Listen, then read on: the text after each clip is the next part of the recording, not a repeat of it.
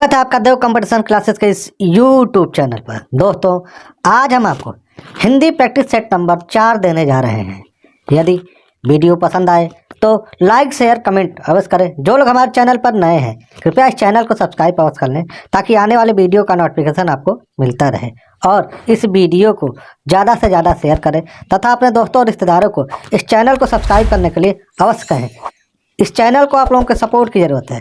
यदि आप लोग इस पे को ज़्यादा शेयर करेंगे तो आगामी परीक्षा हेतु मैथ, रीजनिंग, जीके, जीएस सभी सब्जेक्ट का हम आपका टॉपिक वाइज वीडियो बनाने की कोशिश करेंगे। पहला प्रश्न है, निम्नलिखित में से कौन सा शब्द पुल्लिंग है? तो पुल्लिंग शब्द का या स्त्रीलिंग शब्द चयन करने के लिए एक वाक्य बनाने की जरूरत है, जिसके लिए आपको मेरा या मेरी, अच्छा या अच्छे शब्द के साथ उसको वाक्य बनाने की कोशिश करें। और यदि मेरा शब्द उसके साथ सही लग रहा है तो वह पुल्लिंग होगा, अच्छा उसके साथ सही लग रहा है तब भी पुल्लिंग होगा। मेरी और अच्छी शब्द अगर लग रहे हैं उसके साथ सही तो वह स्त्रीलिंग होगा। जैसे मेरा आय सही नहीं लग रहा तो मेरी आय शब्द सही लग रहा है तो यहाँ पे तो यह स्त्रीलिंग हो जाएगा। नहर, नहर अच्छी है, यह भी देखिए तो यहाँ पे नहर अच्छी, यह भी सही लग रहा है। लहर चल रही है या लहर अच्छी है तो यह भी आपका स्त्रीलिंग है। लेकिन मेरे व्यय यह शब्द सही नहीं लग रहा है, यहाँ पे मेरा व्यय होगा तो मेरा व्यय, मेरा शब्द लग रहा है तो यह पुल्लिंग होगा। तो ऑप्शन नंबर बी जो आपका होगा पुल्लिंग है। अगला प्रश्न है, कौन सा अमानक वर्ण है? यानी हिंदी वर्णमाला में जो वर्ण नहीं आता है उसे ही हम अमानक वर्ण कहेंगे। तो देखिए ऑप्शन नंबर सी जो दिया गया है, इस तरह का कोई वर्ण नहीं होता है, इसलिए यह अमानक वर्ण है। तो ऑप्शन नंबर सी। अगला प्रश्न है, बच्चों की लिखित अभिव्यक्ति के तहत कौन सा तत्व समाहित होता है? तो बच्चों के लिखित अभिव्यक्ति के अंतर्गत वस्तुनिष्ठ, लघुत्तरी एवं निबंधात्मक प्रश्न समाहित है। तो इसमें उपरोक्त सभी उत्तर होगा इसका, ऑप्शन नंबर डी। अगला प्रश्न है, निरामिष किसे कहते हैं? तो निरामिष जो मांस ना खाता हो उसे निरामिष कहा जाता है। तो मांस रहित भोजन को क्या कहते हैं? निरामिष कहते हैं। ऑप्शन नंबर ए आपका सही है। अगला प्रश्न है, भ्रमर निम्नलिखित में से कौन सा भ्रमर का प्राची है? तो भ्रमर मतलब, भ्रमर का प्राची नहीं है इसमें पूछा जा रहा है। तो भ्रमर मतलब भौरा। तो भौरा का प्राची के अंतर्गत मधुकर, मधुप, मिलिंद, अली, अलिंद, भृंग, चंचरिक, सीलमुख, द्विरेफ आता है। तो इसमें चंचरिक, सीलमुख और द्विरेफ दिया हुआ है। और ऑप्शन नंबर डी जो द्विरद, यह आपका भौरा का प्राची नहीं है, यह हाथी का प्राची होता है। तो ऑप्शन नंबर डी आपका इसमें भौरा का प्राची नहीं है। अगला प्रश्न है, एक वाक्य शुद्ध है। तो पहला ऑप्शन दिया है, भारतवर्ष के अतीत में कई निर्दयी शासक हुए। दूसरा, एकत्रित भीड़ जय जयकार कर रही है। गांधी जी चरखा चलाते थे। एक एक कर के प्रत्येक छाक्षा से निकल गए। तो ध्यान रहे यहाँ पे जो एक एक और प्रत्येक शब्द एक साथ प्रयोग नहीं होता है। एकत्रित शब्द यहाँ पे देखिए सही नहीं लिखा हुआ है बी ऑप्शन में। और पहले में कई निर्दयी शासक, भारतवर्ष के कई, अतीत में कई निर्दयी शासक हुए हैं। अतीत शब्द दिया है और यहाँ पे हुए हैं यानी वर्तमान को भी शो कर रहा है और यह भूतकाल की बात कर रहा है। तो यहाँ पे गलत होगा। ऑप्शन नंबर सी, गांधी जी चरखा चलाते थे। ऑप्शन नंबर सी आपका सही है। चरखा चलाया जाता है और अगर सूत दे दे, सूती वस्त्र दे दे तो सूत से सूती वस्त्र बनता है, तो सूत काटते हैं। ठीक है, तो ऑप्शन नंबर आपका बी यहाँ पे, सी आपका यहाँ पे सही है। अगला प्रश्न है, अनुभाव किसे कहते हैं? रस के अंग के अंतर्गत अस्थायी भाव, विभाव, अनुभाव, संचारी भाव आते हैं, जिसमें अनुभाव दो प्रकार का आता है। एक कायिक अनुभाव होता है, एक सात्विक अनुभाव होता है। कायिक अनुभाव को बाह्य शारीरिक चेष्टाओं को कहते हैं और सात्विक अनुभाव जो स्वयं उत्पन्न हो जाता है। तो ऑप्शन नंबर सी में जो दिया गया है कि अनुभाव किसे कहते हैं, तो अनुभाव आश्रय और बाह्य शारीरिक चेष्टाओं को कहते हैं। ऑप्शन नंबर सी आपका सही होगा। अगला है, वाचाल कहते हैं। तो वाचाल जो अधिक बोलता हो उसे वाचाल कहते हैं। ठीक है, तो ऑप्शन नंबर सी। अगला 9वां प्रश्न है सुषुप्त का विलोम शब्द। तो सुषुप्त का जो विलोम शब्द होता है जागृति होता है, ऑप्शन नंबर ए। अगला है ऋजु का विलोम शब्द। तो ऋजु का जो विलोम शब्द होता है वक्र होता है, ऑप्शन नंबर सी। अगला प्रश्न है निम्नलिखित में से तत्सम शब्द है। तो तत्सम शब्द जो होता है शुद्ध शब्द को तत्सम, हिंदी का जो शुद्ध शब्द होता है तत्सम शब्द होता है। और ध्यान रहे जो स, ए वाला स उनसे ख बोलते हैं उच्चारण में, और उड़ंत र यानी जो र की मात्रा लगी जाती है, जैसे फिर प्रकाश में जो प्र लगा हुआ है र, यह सभी अगर शब्द लगे होते हैं तो वह तत्सम होता है। तो इसमें देखिए तीर्थ में देखिए उड़ंत र का प्रयोग हुआ है, तो यहाँ पे आपका ऑप्शन नंबर डी जो होगा यह तत्सम शब्द हो जाएगा। अगला है निम्नलिखित में से कौन सा शब्द स्वर्ण का प्राची, स्वर्ण मतलब सोना, सोना का प्राची के अंतर्गत कनक कंचन हेम हिरण्य जात रूप सुवर्ण ताम्रस सोना महारजत होता है। तो इसमें दिया गया है जात रूप, तो जात रूप जो है सोना का प्राची होता है, option number C, option number C. अगला प्रश्न है इनमें से कौन सा शब्द तद्भव है। तो तद्भव जो शब्द होते हैं हिंदी का बिगड़ा रूप, सामान्य रूप से बोली जाने वाली जो शब्द होते हैं उन्हें हम तद्भव कहते हैं, और हिंदी का शुद्ध रूप और संस्कृत का शुद्ध शब्द जो हमारी हिंदी भाषा में लिए गए हैं उन्हें तत्सम कहते हैं। तो इसमें दिया गया ऑप्शन नंबर 1 दिया है औरस, दूसरा पावस, तीसरा दिगंत, चौथा पास दिया है। तो इसमें ध्यान दें औरस यह शुद्ध शब्द है, और ध्यान रहे अगर अंक की मात्रा भी लगी होती है तो समानता वह शब्द आपका तत्सम होता है, और पास भी आपका शुद्ध शब्द है। इसमें पावह जो है आपका तद्भव है, ऑप्शन नंबर बी। अगला प्रश्न है अपने हाथ से स्वयं काम करो वाक्य का शुद्ध रूप क्या होगा। तो अपना काम स्वयं करो यह वाक्य का सबसे शुद्ध रूप है इस शब्द का, ऑप्शन नंबर ए। आगे लोकोक्ति अपने आप में पूरा वाक्य होता है, जबकि मुहावरा एक वाक्यांश होता है, ऑप्शन नंबर आपका ए होगा इसमें। अगला संख्या 16 निम्नलिखित में से एक विष्णु का प्राची नहीं है। तो विष्णु के प्राची के अंतर्गत कमलेश, कमलाकांत, कमलापति यह सभी विष्णु जी के प्राची हैं। इसमें कमलासन जो है यह ब्रह्मा जी का प्राची है, तो ऑप्शन नंबर डी आपका सही होगा। अगला प्रश्न है निम्नलिखित में से सही वाक्य चुने। तो ध्यान रहे अनेकों नहीं होता अनेक होता है, तो यहाँ पे आपका कृष्ण के अनेकों नाम है, आपका गलत होगा। आपका पत्र सधन्यवाद मिला, तो सधन्यवाद नामक कोई शब्द नहीं होते। तीसरा में देखिए कृष्ण के अनेक नाम है, तो आपका यही आपका सही है, ऑप्शन नंबर सी। अगला प्रश्न है निम्नलिखित शब्दों में से एक वर्तनी शुद्ध है, तो इसमें शुद्ध वर्तनी का चयन करना है। तो पहला आभ्यांतरिक, आभ्यांतरिक शब्द नहीं होता अभ्यांतरिक होता है। अत्याधिक शब्द नहीं होता अत्यधिक होता है। निरोग में निधन रोग होता है, और निरपराध आपका शुद्ध शब्द है, ऑप्शन नंबर डी आपका सही है। अगला प्रश्न है एक मुंह दो बात मुहावरे का अर्थ।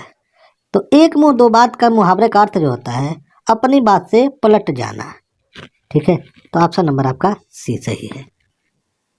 अगला वे जितना तटस्थ होने की चेष्टा करते हैं उतना ही, यानी अब हमें तटस्थ का विपरार्थक शब्द यहाँ पे भरना होगा, उतना ही डैश होने का आरोप उन पर मढ़ दिया जाता है।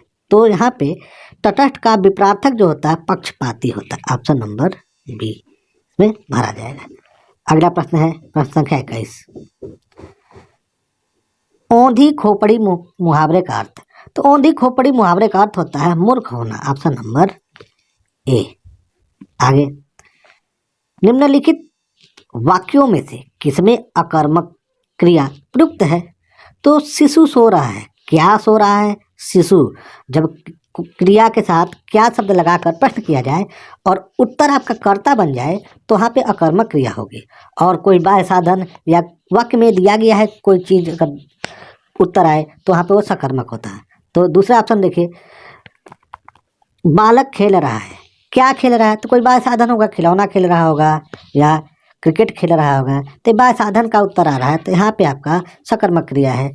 फिर तीसरा क्वेश्चन, तीसरा ऑप्शन जो दिया गया था, छात्र पढ़ रहा है, क्या पढ़ रहा है, तो आप कह सकते हैं पुस्तक पढ़ रहा है, किताब पढ़ रहा है, तो यहाँ पे आपका यह भी आपका सकर्मक होगा। छात्रा लिख रही है, क्या लिख रही है, प्रश्नोत्तर लिख रही है, निबंध लिख रही है, तो यहाँ भी आपका सकर्मक क्रिया है। लेकिन ऑप्शन नंबर 1 में जो दिया गया है, शिशु सो रहा है, क्या सो रहा है, शिशु, शिशु यहाँ पे करता है, अतः आपका उत्तर ऑप्शन नंबर ए होगा जो अकर्मक क्रिया है। अगला प्रश्न है,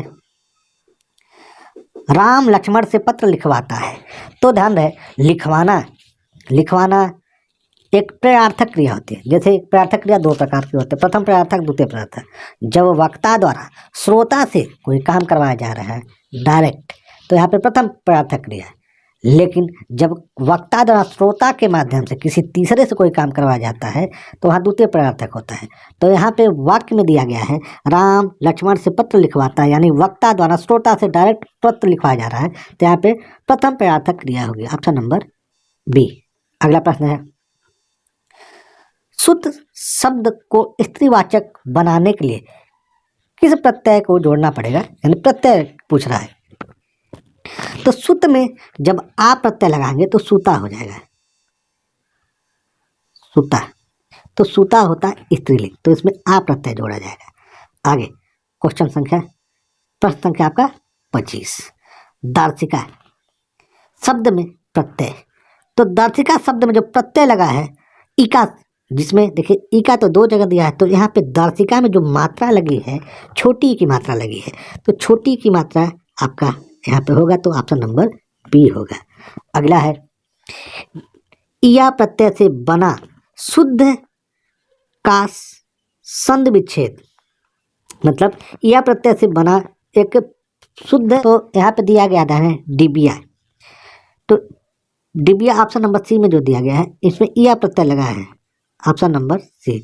डबिया कोई शब्द नहीं होता है, यहाँ पे डिबाया दिया है, फिर डबिया दिया है, तो यह सभी शब्द गलत होंगे। अगला है प्रश्न संख्या 27, तिरंगा शब्द में समास। तो जिन समासिक शब्दों में संख्यावाचक शब्द आए तो वह द्विगु के अंतर्गत आता है, लेकिन ध्यान रहे उनका अगर विभाजन न हो सके तो वह बहुब्रीही के अंतर्गत चला जाता है। जैसे तिरंगा यानी 3 रंग, 3 रंग को साइड के किनारे किया जा, अलग अलग किया जा सकता है। चौराहा यानी 4 राह, 4 रास्ता मतलब अलग अलग हो सकते हैं। लेकिन दशानन दे दिया तो यह दशानन मतलब 10 सिरों वाले, यानी रावण को ही कहा जाता है, तो इसमें आपका बहुब्रीही समास होगा। लेकिन तिरंगा जो है आपका द्विगु समास है, ऑप्शन नंबर सी। अगला प्रश्न है, गौशाला शब्द में कौन सा समास है। तो गौशाला गायों के लिए शाला, शाला मतलब होता है घर, तो घर का जो प्रयाज्य होता है, तो इसमें आपका ऑप्शन नंबर ए, इसमें तत्पुरुष समास है, ऑप्शन नंबर ए। अनंत शब्द का सही विधि होगी, तो यानी संध विच्छेद पूछ रहा है यहाँ पे भी, तो अनंत शब्द का जो संध विच्छेद होगा अन धन अंत, ऑप्शन नंबर बी। अगला प्रश्न है, प्रत्यक्ष में संधि है, तो जो शब्द में य और व के साथ यदि कोई आधा अक्षर लगा होता है तो वह ध्यान रहे यण संधि होता है, ऑप्शन नंबर डी। ध्यान रहे, जैसे स्वागत व के साथ आधा स्वर लगा हुआ है तो वहाँ पे आपका यण संधि हुआ। और अगर एक मात्रा एक ऊपर हो तो वहाँ पे कौन सा संधि होता है, गुण होता है। अगर डबल मात्रा लगा हो ऊपर तो वहाँ पे वृद्धि होता है, ध्यान रहे। आगे अगला प्रश्न है, आगे कुआं पीछे खाई का अर्थ होगा। तो आगे कुआं पीछे खाई यानी दोनों ओर से मुसीबत, ऑप्शन नंबर सी।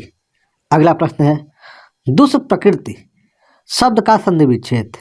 तो दुष्प्रकृति का जो संधि विच्छेद होगा दुह धन प्रकृति, ऑप्शन नंबर बी। अगला प्रश्न होगा प्रश्न संख्या 33, निम्नलिखित में से पुल्लिंग शब्द का चयन करें।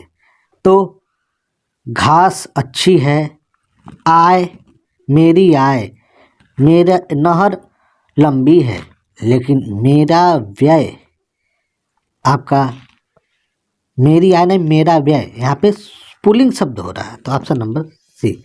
अगला प्रश्न है, निम्नलिखित में से कौन सा शब्द स्त्रीलिंग है? तो चना, बाजार, उड़द जो है यह सभी पुल्लिंग है। इसमें अरहर जो शब्द है स्त्रीलिंग है, ऑप्शन नंबर बी। प्रश्न संख्या आपका 35, कुल वर्ण लिपियों की संख्या। वर्ण लिपियां मतलब वर्णों की संख्या पूछ रहा है, तो हिंदी वर्णमाला में वर्णों की संख्या जो है 52 होता है, ऑप्शन नंबर सी। अगर यह कह दे कि संयुक्त वर्णों को छोड़कर वर्णों की संख्या है तो 44। जो संयुक्त वर्ण होते हैं 4 स्वर होते हैं और 4 व्यंजन होते हैं, जिसमें ए ऐ ओ औ 4 स्वर हैं और छ त्र अज्ञ स्र आपका यह 4 व्यंजन जो संयुक्त वर्ण है। तो उनको अगर छोड़ दिया जाएगा तो आपका कुल वर्णों की संख्या 44 हो जाएगा। लेकिन संयुक्त वर्णों को छोड़कर पूछे तब उत्तर होगा। अगर कह दे कि संयुक्त स्वरों को छोड़कर तो 4 छोड़ना होगा, यानी 52 में से 4 घटा देंगे तो 48 हो जाएगा। संयुक्त व्यंजनों को छोड़कर तो आपका तब भी 48 होगा। अगला प्रश्न है, राम ने सुरेश के साथ मित्रता का निर्वाह किया। इसमें भाववाचक संज्ञा। तो राम व्यक्तिवाचक संज्ञा, सुरेश व्यक्तिवाचक संज्ञा और मित्रता जो है यह भाववाचक संज्ञा होती है। तो ऑप्शन नंबर डी आपका सही है।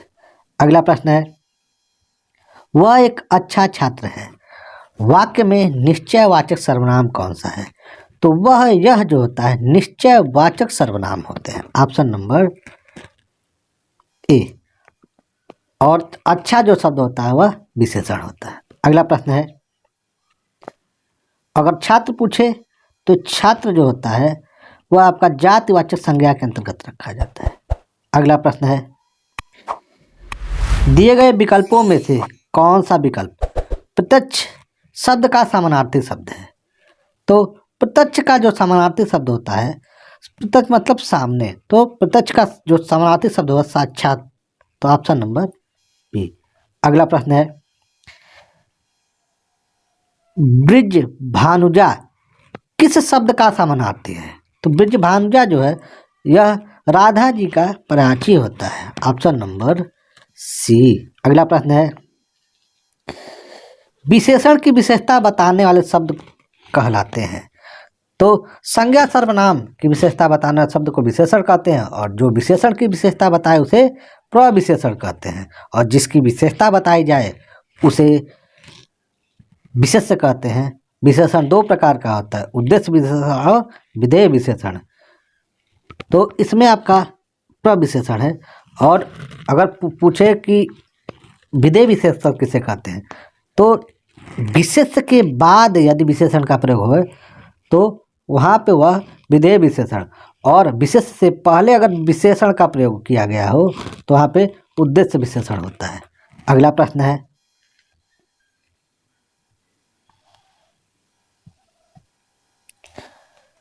चंद रुपए बचाने के चक्कर में कई लोगों को शर्मसार होना पड़ा।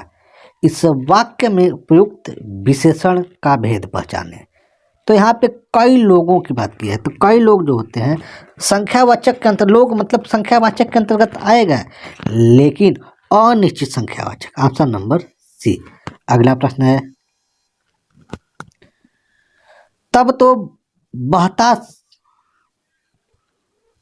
समय शिला सा जम जाएगा। तो इसमें अलंकार का चयन करना है। तो ध्यान रहे, जब सा सी से के साथ योजक चिन्ह लगा हो तो सीधे सीधे आप उत्तर मारेंगे उपमा अलंकार, ऑप्शन नंबर सी। लेकिन योजक चिन्ह लगा हो और सा सी से शब्द ढूंढ लीजिएगा है कि नहीं। अगर नहीं है तो रूपक मार दीजिएगा। तो देखिए इसमें दिया गया शिला सा, योजक चिन्ह दिया है और सा सी से शब्द दे दिया है, तो यहाँ पे उपमा अलंकार होगा। आगे, जब कोई बात सीधे साधे रूप में न कहकर किसी के माध्यम से कही जाए तो वहाँ पे कौन सा अलंकार होता है? तो जब किसी अन्य माध्यम से कहा जाता है या घुमा के कहा जाता है, अन्योक्ति होता है, ऑप्शन नंबर बी। अगला प्रश्न है, भाव शांति, भाव संधि और भाव सबलता का संबंध भाव से किस भेद से है? तो संचारी भाव जो होता है 33 प्रकार 33 होते हैं, इनकी संख्या 33 होती है। अनुभाव 2 प्रकार का, कायिक अनुभाव, सात्विक अनुभाव। अस्थायी भाव संख्या 9 होता है। विभाव है तो ध्यान रहे संचारी भाव के अंतर्गत इनको रखा जाता है। Option number D. आगे अगला प्रश्न है 45 नंबर। वाक्यों का वर्गीकरण मुख्यतः कितने प्रकार से होता है? तो ध्यान रहे वाक्यों का वर्गीकरण मुख्यतः 2 प्रकार से होता है। पहला है अर्थ के आधार पर, दूसरा है रचना के आधार पर। तो यहाँ तो आपका उत्तर ऑप्शन नंबर ए होगा। लेकिन जो रचना के आधार पर जो वाक्य होते हैं, अगर पूछ दे कितने प्रकार का होता है तो आपका उत्तर होगा 3 प्रकार का, सरल, संयुक्त, मिश्र वाक्य। अर्थ के आधार पर पूछेगा तो 8 प्रकार का होता है, ध्यान रहे। अगला प्रश्न है यद्यपि वह पंडित है फिर भी हठी है को संयुक्त वाक्य में परिवर्तित करने पर सही उत्तर होगा। हमें संयुक्त वाक्य में बदलना है तो संयुक्त में और कामा इत्यादि शब्द जोड़े जाते हैं। तो इसका आपका उत्तर होगा वह पंडित है, कामा दें, फिर भी हठी है। तो आपका उत्तर यहाँ पे बनेगा ऑप्शन नंबर ए होगा। और यद्यपि वह पंडित है फिर भी हठी है, यह एक मिश्र वाक्य है। सरल वाक्य में वह पंडित हठी है, अगर ऐसे कह दें तो आपका सरल वाक्य हो जाएगा। आगे 47 नंबर। छायावाद को प्रतिबिंबवाद किसने कहा? तो छायावाद को प्रतिबिंबवाद रामचंद्र शुक्ल जी द्वारा कहा गया था। तो ऑप्शन नंबर बी। अगला प्रश्न है प्रश्न संख्या 48। स्वर्ग बनाया है जो मैंने, उसे न विकल बनाओ, अरि अप्सरे, उस अतीत के नूतन गान सुनाओ। पंक्ति जो है कामायनी के किस सर्ग से लिया गया है? तो यह जो पंक्ति है कामायनी के कर्म सर्ग से लिया गया है, ऑप्शन नंबर ए। और कामायनी में कुल सर्गों की संख्या पूछे तो कामायनी में सर्गों की संख्या 15 है। और यह कामायनी जो है महाकाव्य, इसकी रचना जयशंकर प्रसाद जी द्वारा किया गया है। जयशंकर प्रसाद जी के अन्य रचनाओं में झरना, आंसू, लहर, स्कंदगुप्त, चंद्रगुप्त, ध्रुव सामनी इत्यादि हैं। और जयशंकर प्रसाद का अगर पहला रचना पूछे तो आपका ग्राम होगा, ध्यान रहे। आगे प्रश्न संख्या 49। कामायनी महाकाव्य के रचनाकार का नाम। तो उत्तर आपको ऊपर ही दे दिए हैं, लेकिन इसका उत्तर होगा देखिए option number D, Jaishankar Prasad. और प्रश्न संख्या 50।